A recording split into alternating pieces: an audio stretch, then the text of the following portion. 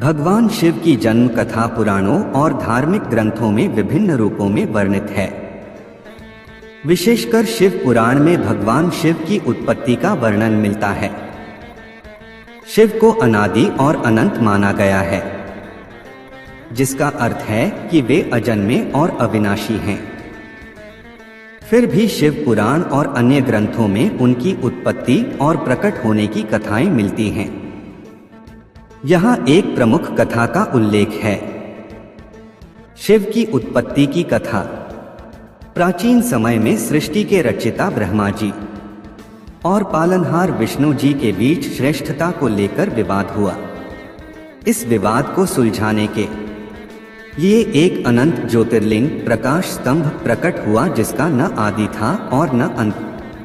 ब्रह्मा और विष्णु जी ने इस ज्योतिर्लिंग का अंत खोजने का प्रयास किया।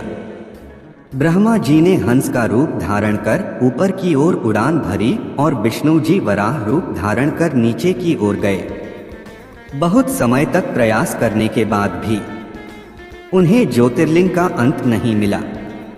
थक-हार कर दोनों देवता वापस लौटे और यह स्वीकार किया कि यह ज्योतिर्लिंग अनंत और सर्वशक्तिमान है। तभी उस ज्योतिर्लिंग से भगवान शिव प्रकट हुए और उन्होंने ब्रह्मा और विष्णु को आशीर्वाद दिया तथा यह समझाया कि सभी देवताओं का उद्देश्य एक ही है और उन्हें मिलकर सृष्टि का संचालन करना चाहिए। भगवान शिव ने समय समय पर विभिन्न अवतार धारण किए हैं। उनके प्रमुख अवतारों में भैरव, अर्धनारीश्वर, हनुमान, वीरभद्र आदि शामिल हैं। प्रत्येक अवतार का उद्देश्य सृष्टि के संतुलन को बनाए रखना और अधर्म का नाश करना था। भगवान शिव की कथा और उनके विभिन्न रूपों का अध्ययन हमें यह समझने में मदद करता है कि शिव अनादि, अनंत और सर्वशक्तिमान हैं, जो सृष्टि की रचना, पालन और संहार के प्रतीक हैं।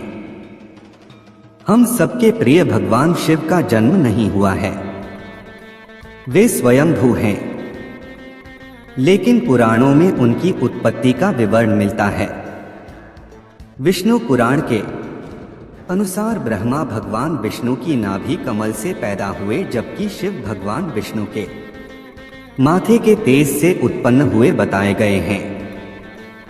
विष्णु पुराण के अनुसार माथे के तेज से उत्पन्न होने के कारण ही शिव हमेशा योग मुद्रा में रहते हैं। श्रीमद् भागवत के अनुसार एक बार जब भगवान विष्णु और ब्रह्मा अहंकार से अभिभूत हो स्वयं को श्रेष्ठ बताते हुए लड़ रहे थे, तब एक जलते हुए खंभे से भगवान शिव प्रकट हुए। विष्णु पुराण में वर्णित शिव के जन्म की कहानी शायद भगवान शिव का एकमात्र बाल रूप वर्णन है। इसके अनुसार ब्रह्मा को एक बच्चे की जरूरत थी। उन्होंने इसके लिए तपस्या की। तब अचानक उनकी गोद में रोते हुए बालक शिव प्रकट हुए। ब्रह्मा ने बच्चे से रोने का कारण पूछा तो उसने बड़ी मासूमियत से जवाब दिया कि उसका कोई नाम नहीं है, इसलिए वह रो रहा है। क्या आप जानते हैं भगवान शिव के 10 रुद्रावतार?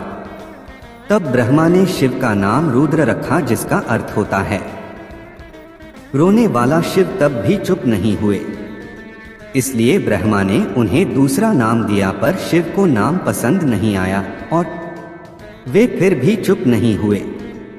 इस तरह शिव को चुप कराने के लिए ब्रह्मा ने 8 नाम दिए और शिव 8 नामों रुद्र, शर्व, भाव, उग्र, भीम, पशुपति, ईशान और महादेव से जाने गए।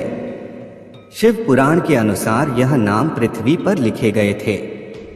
शिव के इस प्रकार ब्रह्मा पुत्र के रूप में जन्म लेने के पीछे भी विष्णु पुराण की एक पौराणिक कथा है। इसके अनुसार जब धरती, आकाश, पाताल समेत पूरा ब्रह्मांड जलमग्न था, तब ब्रह्मा, विष्णु और महेश शिव के सिवा कोई भी देव या प्राणी नहीं था। तब केवल विष्णु ही जल सतह पर अपने शेषनाग पर लेटे नजर आ रहे थे। तब उनकी नाभि से कमल नाल पर ब्रह्मा जी प्रकट हुए।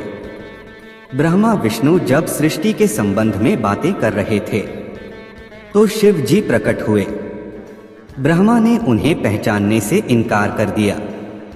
तब शिव के रूठ जाने के भय से भगवान विष्णु ने दिव्य दृष्टि प्रदान कर ब्रह्मा को शिव की याद दिलाई।